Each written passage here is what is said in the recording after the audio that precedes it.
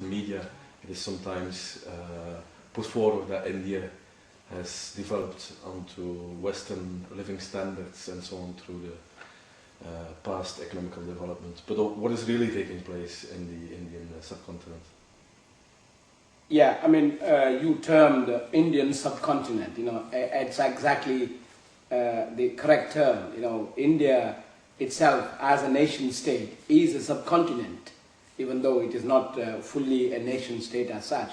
But coming to the question of the Western media's understanding, which comes from the Indian media's hype that it has been, it is a developing, I mean, not just a developing economy, it's almost on the verge of coming equal to the first world, that is in the West.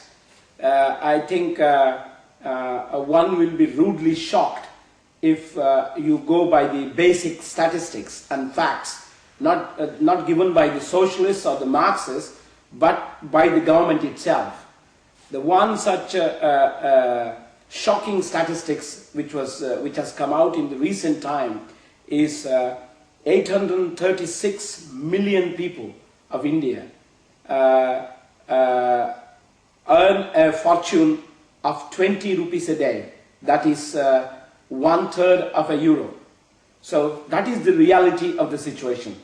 And if that is the standard of the Western living, I think, yes, we are in the Western world, you know. We can fool ourselves.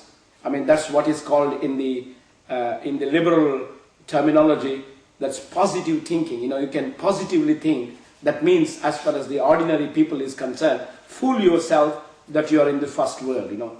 I think that's my opinion. There's, on the other hand, a small layer in Indian society who must have become very rich over the last period. We know, for example, about the Mittal family who bought up all kinds of European companies. Can you explain us a bit about these very rich Indians? Yeah, I mean, it is true that a tiny section of the population has benefited from the boom that has bypassed the majority of the people, especially the working people and the poor peasantry of that country. You know, while peasants in the rural areas, by the devastation that they are facing because of the globalization, the invasion of the multinational companies or in the commodity market.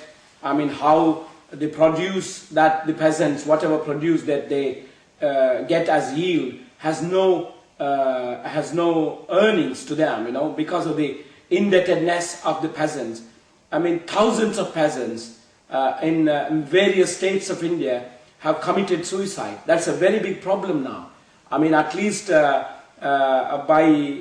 2006, 2007, there were at least 300,000 peasants all over India who have committed suicide because they can't pay back their debt, and the produce that they get from the fields do not have the necessary rates. I mean, like the Sri Lankan tea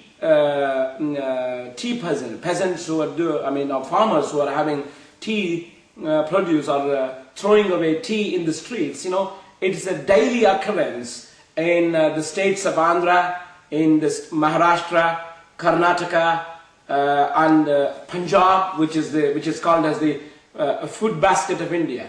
I mean, they're the peasants and the farmers. You know, when I say farmers, you know, who are relatively better than ordinary peasants or the agricultural laborers, you know, bringing their yield and throwing in the streets, you know, because it doesn't get any necessary or the prices equivalent to what they have spent on their yearly work. So when that is the situation, I think on the other hand, when that is the deprivation of the workers and the peasants in the countryside, it is a completely different situation as far as the minority of the population. You know, what we call as the top of the population. I mean, which is 3%. I mean, because India is such a highly populated country, I mean, of 1.1 billion, even that 3% becomes 35 million people, which is equivalent to some of the Western countries, the whole country's population itself. So that is a big number. 35 million or 40 million people is a very big number. I mean, of course, I'm not saying all the 40 or 35, 40 million or millionaires or billionaires in the country, but there is even within that, there is quite a tiny population which is equivalent to any of the richest in the world. Today, Bill Gates or any other richest or king of Brunei have been relegated to the 4th or 5th, even 6th position, and the first 5 positions have been taken by Indians, like as you mentioned, Lakshmi Mittal of the steel tycoon, and then Tata, the traditional family, the rich family from India, the Ambanis, the neo-rich in the last 20-30 years, the Ambani brothers, and the Birla, of course, traditional. I mean, there are quite a number of people who have come onto the top. Out of the 100 rich in the world, I mean, today 40 are Indians. That's also the truth of the matter.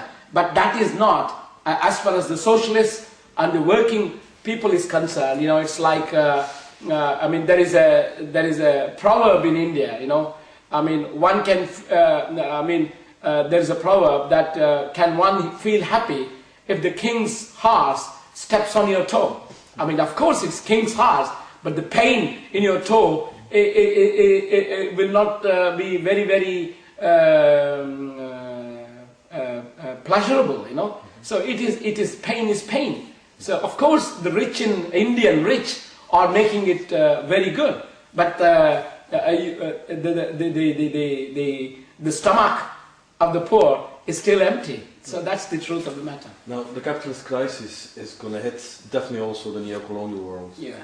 And in that circumstance, socialist ideas are coming to the surface again. What are we doing in India at the moment to try to tie the knot with the socialist histories in the Asian subcontinent, with Trotskyism in India? Yeah, I mean,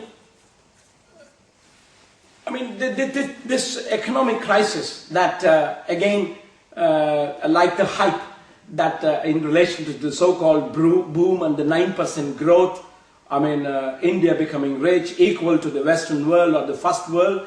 I mean, we heard about that hype for the last 10, 12 years. But now a new hype is coming.